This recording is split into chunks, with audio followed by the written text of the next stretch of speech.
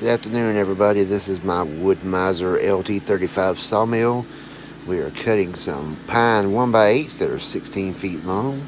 There I'm showing you that the machine has about 888 hours on it. So we're moving along here, cutting these pine 1x8s that are 16 feet long. And I'm showing you my poor man's dust collector so I don't have to get the dust all over the ground. We reuse the dust from the pine for chicken pens for our chickens. So that goes in a trailer and then it gets shoveled into the chicken pens. Here I'm showing you the power feed of the sawmill, and I made it go just a little bit faster. It was running a little slow there. Thank you for watching. Please rate, comment, and subscribe, and have a great day.